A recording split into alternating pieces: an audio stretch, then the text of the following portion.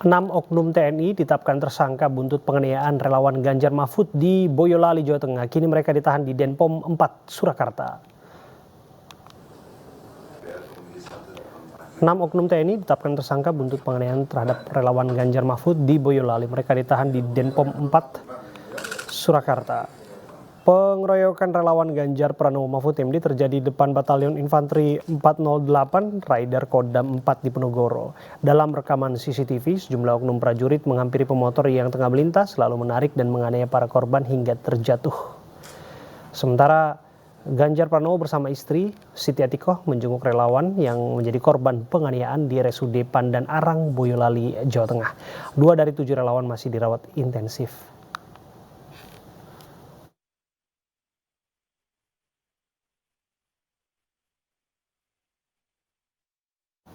Sebelumnya Ganjar Pranowo telah menjenguk 2 relawannya yang terluka berat akibat dianiaya sejumlah oknum TNI di Boyolali, Jawa Tengah. Untuk mengetahui lebih lanjut mengenai kondisi korban, saat ini kami sudah bersama dengan kerabat korban, yaitu Pak Edi yang ada di RSPA Boyolali.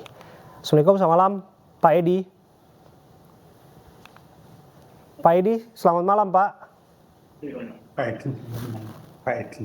Selamat malam. Iya, Pak Edi, bisa mendengar suara saya ya? Bisa. Iya. Pak, bisa dijelaskan kepada kami bagaimana kondisi korban saat ini yang kami dengar masih rawat di intensif? Oh ya, malam ini sampai jam segini, ini kondisi pasien ataupun korban itu dalam bicara masih terputus-putus. Jadi belum bisa untuk dikatakan bisa menerima apa yang dikatakan normal dalam bicara. Ini sampai sekarang belum bisa sembuh secara total. Oke, jadi perawatan masih dilakukan ya Pak ya? Iya, masih intensif sekali ini. Oke, apa hal yang sudah bisa disampaikan korban kepada keluarga Pak mengenai peristiwa yang terjadi? Oh iya, pertama pada waktu kejadian itu, jadi sedikit pun tidak ada namanya peringatan ataupun larangan, jadi langsung dia jalan langsung dihajar di jalan gitu. Terus kemudian setelah dia jatuh, terus langsung dihajar lagi, terus diseret ke pos, langsung juga dihajar lagi gitu. Oke. Jadi nggak ada intensi, nggak ada niat sebetulnya untuk mengolok-olok atau untuk memprovokasi oknum TNI yang saat ini sudah ditetapkan tersangka ya Pak? Yang jelas ini kaitannya dengan TNI yang menjadi tersangka. Terus dari hasil kita komunikasi dengan para korban itu dihakimi ataupun sama banyak sekali, tapi kemudian munculnya tersangka cuma 6, yaitu menjadi tanda tanya sebagai saya ataupun dari pihak keluarga itu. Oke, menurut korban berapa orang sepatutnya yang bertanggung jawab atau paling tidak terlibat secara aktif melakukan pengeroyokan Pak? Ya, kemarin dalam pengeroyokan itu memang dari beberapa korban itu memang mengatakan banyak sekali, tapi dia juga tidak ingat sekali jumlahnya, tapi memang itu lebih dari 10 pelakunya, bisa mencapai 15, tapi untuk ini dalam yang ditetapkan menjadi 6 ini memang kami sebagai pihak keluarga juga ini mempertanyakan kok cuma segitu kan gitu. Pak, artinya pihak keluarga kecewa berarti Pak dengan penetapan yang dimaksud hanya 6 orang yang dianggap bertanggung jawab atas insiden pengeroyokan tersebut Pak? Iya, kecewa. Soalnya di video pun juga seperti sejumlah banyak itu, dan juga di dalam juga sebanyak itu, kok hanya muncul 6 yang menjadi tersangka. Ini juga menjadi tanda tanya dari pihak keluarga. Pak, kalau dianggap bahwa ini semua asal mulanya karena menggunakan knalpot bising, bagaimana Bapak menanggapinya? Ya, itu menurut dia. Tapi setelah kita koordinasi sama para korban, itu dia jalannya juga nggak kenceng, cuma nyantai-nyantai aja. Jadi kalau dikatakan bising itu juga nggak terlalu bising, jadi tidak full ibaratnya dodoran, tidak, jadi hanya stabil gitu aja. Oke, lain lagi ini mengenai bingkisan yang disebutkan ditolak oleh pihak keluarga, betul Pak?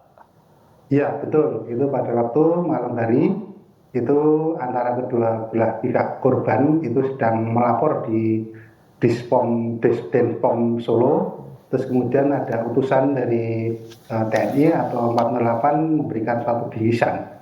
Terus kemudian setelah pulang dari kita melapor ke Denpom, terus di situ sudah ada bingkisan di rumah sakit di RSUD Boyolali. Akhirnya selaku korban keluarga belum bisa menerima hal-hal seperti itu. Makanya untuk ini dikembalikan kepada yang menyerahkan malam itu, terus kemudian ditindaklanjuti pagi hari itu dikembalikan kepada 408 atau di markas tersebut. Oke, kalau alasan penyampaian bingkisan itu disampaikan tidak, Pak? Kemudian dikarenakan itu ya sebagai aksi bela rasa saja? Ya, bela rasa. Tapi memang dari pertama diserahkan itu dari perwakilan keluarga juga sudah tidak bisa menerima hal tersebut atau bingkisan tersebut. Gitu. Dikarenakan luka berat itu sangat luar biasa. Oke. Artinya keluarga ingin hukum ditegakkan secara adil bagi siapapun yang betul-betul terlibat di sana ya Pak? Iya betul, dikarenakan gini bahwa para korban ini berangkatnya dengan kondisi juga sangat tertib, orang kampung juga tidak terhindar dari jauh kekerasan, akhirnya dia berangkat, terus kemudian pas setelah selesai terus pulang, terus menjadi korban kayak itu, otomatis dari pihak keluarga sangat kecewa sekali, dikarenakan apa, walaupun ini lewat jalan lalu lintas, tapi kan ini tidak melanggar lalu lintas, dalam arti ada kecelakaan, dalam arti ini korban ini dihakimi secara massal gitu. Jadi memang kami tidak terima dan juga kita tidak mengade-ade itu perintah dari siapa, yang menyuruh siapa, tapi ini menurut keluarga ini pelanggaran yang sangat luar biasa dan ini perlu ada tindakan tegas dari aparat penegak hukum dan kami selaku keluarga memang menuntut ini untuk ditindaklanjuti seadil-adilnya biar kami secara keluarga bisa mendapat keadilan yang apa yang dilakukan dari para pelaku tersebut gitu. Oke, terima kasih Pak Edi atas informasi yang Anda sampaikan. Kita berharap korban kemudian cepat pulih, kemudian juga ada keadilan yang bisa ditegakkan bagi korban yang saat ini.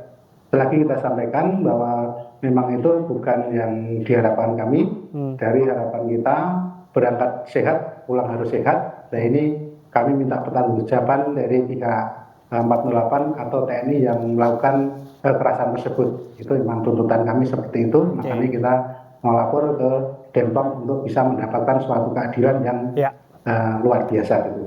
Oke, kita tunggu prosesnya Pak dan kita kawal sama-sama seperti apa tindak lanjut. Terima kasih ya Pak Edi, kerabat korban sudah hadir bersama.